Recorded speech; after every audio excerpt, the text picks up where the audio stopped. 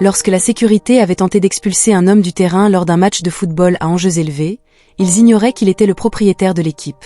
Ce qui s'était produit par la suite avait choqué tout le stade et déclenché un mouvement qui avait tout changé. L'énergie dans le stade était électrique. Les supporters d'Arlington, au Texas, étaient debout, rugissant alors que leur équipe se dirigeait vers les séries éliminatoires. L'odeur du pop-corn et des hot-dogs emplissait l'air, et le terrain brillait sous les projecteurs. Tout semblait fonctionner parfaitement, jusqu'à ce que cela ne soit plus le cas. Juste avant la mi-temps, un homme vêtu d'un élégant costume anthracite était apparu au bord du terrain. Il était grand, sa posture était stable et son allure autoritaire, mais il avait l'air si déplacé. Pas de passe sur la ligne de touche, pas d'équipement d'équipe, pas de presse-papier, juste de la confiance et un costume. Au début, la foule n'y avait pas prêté beaucoup d'attention, mais lorsque 2 gardes de sécurité avaient commencé à marcher vers lui, l'ambiance du match avait changé. C'était subtil au début, avec quelques regards suivis de murmures sur l'écran géant. Les caméras avaient capté l'homme, dont le visage calme contrastait avec l'urgence du garde. « Hé, tu ne peux pas être là !» avait crié l'un des gardes, sa voix coupant le bruit ambiant. L'homme avait cessé de glisser sa main dans ses poches, demeurant impassible. « Je suis ici pour affaires », avait-il répondu d'un ton calme mais non conflictuel, sans présenter de passe. Le deuxième garde lui avait fait signe de reculer d'un pas. À la barricade, l'homme n'avait pas bronché. À la place, il avait fait un geste vers le banc, son expression illisible. « C'est mon affaire ». Les gardes n'avaient pas compris, l'un d'eux avait attrapé sa radio pour appeler des fans de secours au premier rang, qui s'étaient penchés en avant, sentant quelque chose d'inhabituel. Les joueurs sur le banc avaient échangé des regards, ne sachant pas vraiment qui était cet homme, mais se méfiant de la tension croissante. L'homme avait légèrement déplacé son poids, mais avait tenu bon. « Je n'ai pas besoin d'un pass », avait-il dit fermement. « Vous faites une erreur. » La foule avait commencé à s'agiter. L'agitation, alors que de plus en plus de membres du personnel de sécurité s'approchaient, s'était transformée en spéculation chuchotée. Se propageant dans les tribunes comme une traînée de poudre, ce qui allait se passer ensuite aurait fait taire tout le stade. Les gardes entouraient l'homme, et leur voix devenait plus forte alors qu'il faisait signe de s'approcher.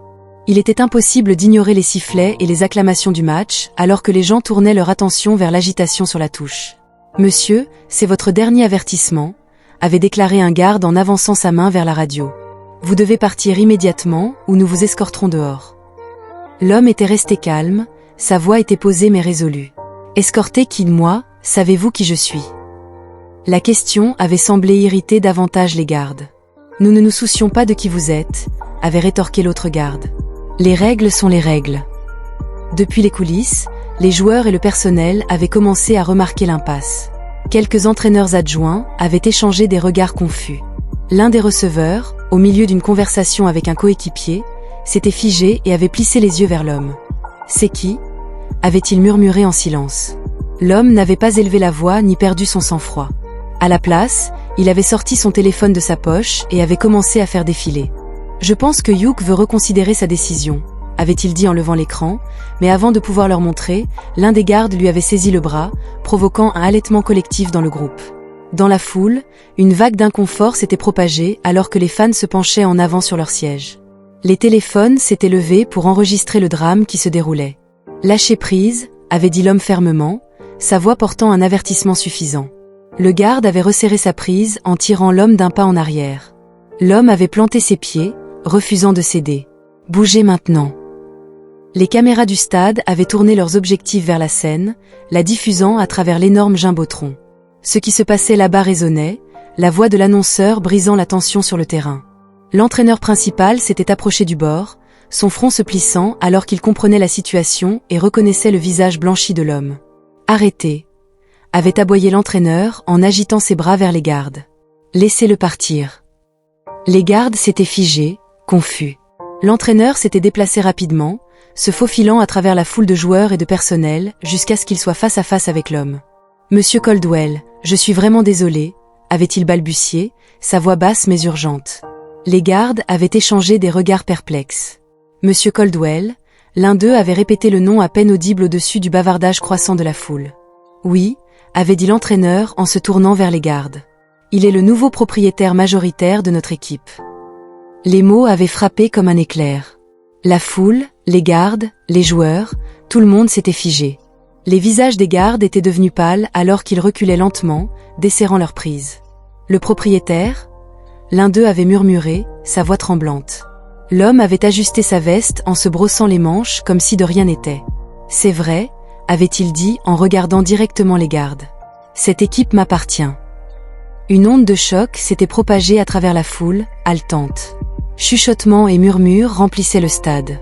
Sur le jumbotron, le visage de l'homme remplissait l'écran, son calme contrastant fortement avec le chaos qui éclatait autour de lui. Mais le moment n'était pas terminé. Il était sur le point de prendre une tournure encore plus forte. La tension dans le stade était palpable. Des milliers d'yeux étaient rivés sur l'homme qui venait d'être identifié comme le nouveau propriétaire de l'équipe. L'énergie était passée de la confusion au choc, puis à quelque chose de plus lourd, d'inconfort. Les conversations avaient bouillonné dans les gradins. « Attendez, c'est le propriétaire ? Pourquoi ne l'ont-ils pas reconnu ? Pensait-il qu'il n'appartenait pas ?» Les gardes se tenaient figés, les yeux écarquillés et maladroits. L'un d'eux balbutiait « Nous ne savions pas, monsieur, nous faisions juste notre travail. » L'homme, désormais connu sous le nom de monsieur Caldwell, inclina légèrement la tête, son regard fixe mais inflexible. « Faites votre travail, dit-il d'un ton aigu mais mesuré. Ou supposez quelque chose qui n'était pas à vous de supposer. » Le garde ouvrit la bouche pour répondre, mais aucun mot n'en sortit. Les caméras homèrent sur le visage de Caldwell et son image remplit le jumbotron que la foule regardait dans un silence attentif alors qu'il tournait son attention vers les joueurs sur le banc, qui étaient maintenant debout, certains avec des casques à la main.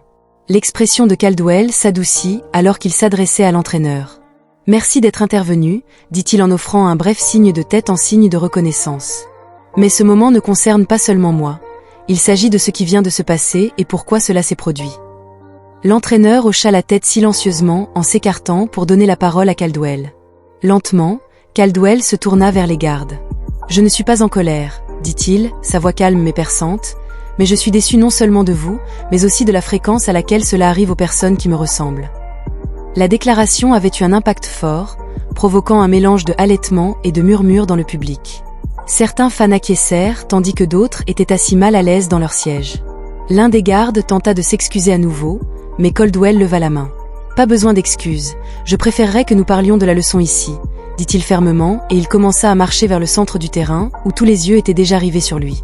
Monsieur Caldwell était arrivé au centre du terrain, les plafonniers projetant une lueur imposante autour de lui.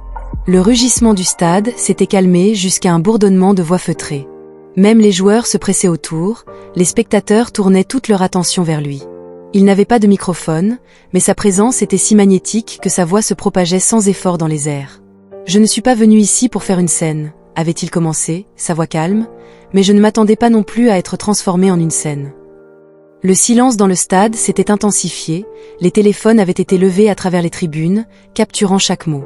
Le regard de Caldwell avait balayé la mer de visages. « Ce qui s'est passé tout à l'heure ne concernait pas seulement moi », avait-il continué en faisant signe aux gardes qui se tenaient figés près des lignes de touche. « C'est à propos de quelque chose de plus grand, un état d'esprit, une habitude de faire des suppositions sur qui appartient et qui ne fait pas partie de la foule. » Tandis que d'autres bougeaient inconfortablement sur leur siège, il avait déclaré « Vous ne m'avez pas reconnu », en s'adressant directement aux gardes. « Parce que je n'ai pas ressemblé à ça quoi vous vous attendiez.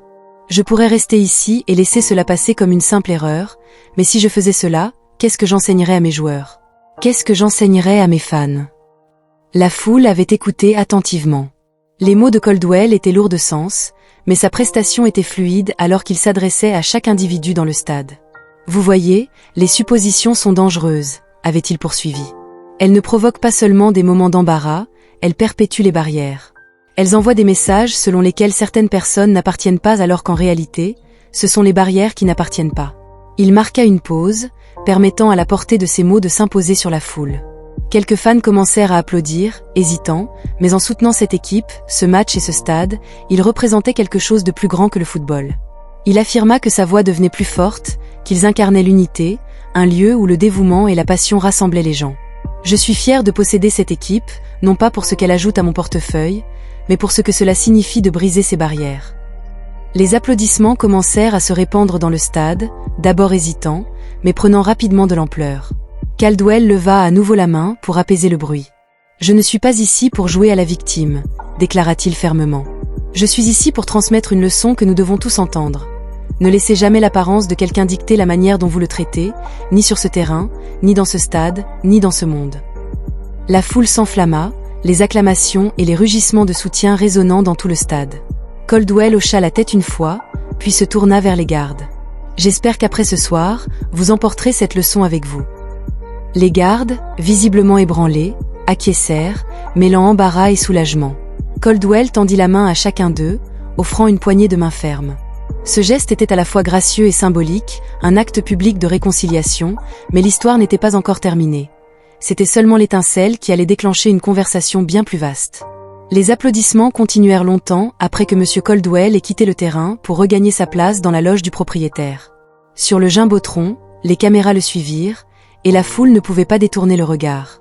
L'incident avait transformé l'énergie de tout le stade. Ce qui avait commencé comme un malentendu tendu était devenu un moment de jugement et d'inspiration. Lorsque le match prit fin, les réseaux sociaux étaient déjà en ébullition. Des extraits de la confrontation et le discours de Caldwell inondèrent toutes les plateformes, accumulant des millions de vues en quelques heures, suscitant des débats et des discussions qui débordèrent bien au-delà du monde du sport. Le lendemain matin, les médias analysèrent chaque instant. Certains félicitèrent Caldwell pour sa grâce et son sang-froid, le qualifiant de masterclass en leadership, tandis que d'autres critiquèrent les gardes, exigeant des comptes pour ce que beaucoup considéraient comme un acte de racisme et de profilage. Cependant, Caldwell n'était pas intéressé à alimenter la division. Au contraire, il publia une déclaration qui devint virale grâce à sa simplicité et sa puissance. Hier soir, il ne s'agissait pas de faire honte à qui que ce soit, mais d'apprendre et d'enseigner. J'espère que nous nous rappellerons tous que ce que nous supposons des autres en dit plus sur nous que sur eux. Faisons mieux ensemble. Cette déclaration toucha une corde sensible en quelques jours. Les organisations sportives, les entreprises et même les écoles commencèrent à utiliser son discours comme outil pédagogique. Des ateliers sur les préjugés inconscients virent le jour, avec l'histoire de Caldwell au centre. Même les gardes impliqués dans l'incident présentèrent des excuses publiques.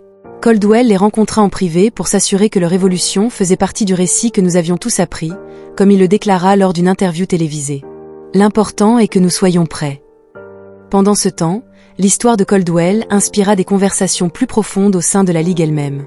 Les entraîneurs et les propriétaires de joueurs commencèrent à réfléchir à leurs propres préjugés et à la manière dont ils pourraient promouvoir l'inclusivité, non seulement sur le terrain, mais aussi dans les pratiques d'embauche et les efforts de sensibilisation dans les salles de réunion. L'impact le plus significatif se manifesta dans les lettres de fans affluents de tout le pays, partageant leurs propres histoires de sentiments d'exclusion et remerciant Caldwell d'avoir pris la parole. Une lettre se démarquait. Elle provenait d'un jeune garçon de l'Arkansas qui avait écrit « J'aime le football, mais parfois je n'ai pas l'impression de m'intégrer parce que je suis différent de mes coéquipiers. Après avoir vu ce que tu as fait, je ressens de la fierté d'être moi. Merci d'avoir montré que nous appartenons tous. » Caldwell partagea cette lettre lors d'une conférence de presse, sa voix empreinte d'émotion. « C'est pourquoi je l'ai fait, » déclara-t-il en tenant la lettre à la vue de tous, car personne ne devrait jamais se sentir comme s'il n'appartenait pas. Ce moment s'étendit au-delà du stade. Au-delà du football, il s'était transformé en un mouvement qui ne ralentissait pas. Des mois après l'incident, l'impact des actions de M. Caldwell se faisait encore sentir. L'équipe, inspirée par le leadership de son propriétaire, lança une initiative appelée « Jeu de l'appartenance », une campagne axée sur l'inclusivité.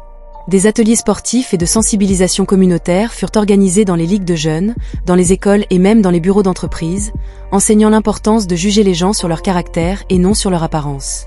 Caldwell lui-même devint un conférencier recherché, non seulement dans le monde du sport, mais aussi dans les espaces qui avaient besoin de son message. La plupart du temps, il ne se tourna jamais vers la colère ou le ressentiment. Au contraire, il utilisa son histoire pour bâtir des ponts. « Les hypothèses sont des murs », répétait-il souvent, mais la conscience est le marteau qui les brise. Les gardes de cette nuit-là devinrent une partie inattendue du mouvement. Ils participèrent tous deux à plusieurs événements. Les ateliers abordaient ouvertement leur expérience et les leçons qu'ils avaient apprises. « Je n'avais pas réalisé à quel point j'étais prompt à juger l'un d'eux », admit un garde lors d'une interview télévisée. « Mais M. Caldwell m'a appris quelque chose ce soir-là. Maintenant, j'enseigne aux autres ce que j'ai appris. » Il comprit que le stade où tout s'était passé était également devenu un symbole de changement. Une plaque fut installée juste à l'extérieur de l'entrée principale, gravée des mots de Caldwell, « Ne laissez jamais l'apparence de quelqu'un dicter la manière dont vous le traitez. » Les fans s'arrêtaient souvent pour prendre des photos, beaucoup partageant leurs réflexions sur la façon dont l'histoire les avait touchés. Pour eux, le moment le plus marquant survint lors des séries éliminatoires de l'équipe cette même saison, avant le match d'ouverture. Monsieur Caldwell fut invité au centre du terrain pour s'adresser à la foule une fois de plus. Cette fois, il n'y eut aucun malentendu, Aucune hésitation. Les acclamations étaient assourdissantes alors qu'il se levait au micro. Le stade était désormais une mer de supporters unis sous un même message. Ce soir ne concerne pas le football, commença Caldwell, sa voix résonnant à travers l'arène bondée. Il s'agit de ce que ce sport et ce monde peuvent être lorsque nous cesserons de voir les différences comme des barrières et commencerons à les percevoir comme des atouts. Rappelez-vous que vous appartenez, nous le faisons tous. La foule éclata d'applaudissements et les joueurs entrèrent sur le terrain avec un sens renouvelé du but. Ce n'était plus seulement un jeu, c'était une déclaration. Alors que l'équipe se battait pour la victoire ce soir-là, les leçons partagées par Caldwell résonnaient bien au-delà des murs du stade. Son message ne concernait pas seulement l'appartenance sur le terrain, mais aussi l'appartenance partout. L'histoire nous confrontait donc au défi de savoir à quelles hypothèses nous nous accrochions et comment nous pouvions les briser. Rappelez-vous que le changement commence avec nous. Gardons cette leçon à l'esprit. Si cette histoire a résonné en vous, ne la laissez pas s'arrêter ici. Partagez-la avec quelqu'un qui a besoin de l'entendre. Engageons-nous à voir les gens tels qu'ils sont vraiment, et non selon nos attentes. Et si vous croyez en la création d'un monde où chacun a l'impression d'appartenir, abonnez-vous à notre chaîne pour découvrir d'autres histoires qui inspirent le défi et nous unissent tous.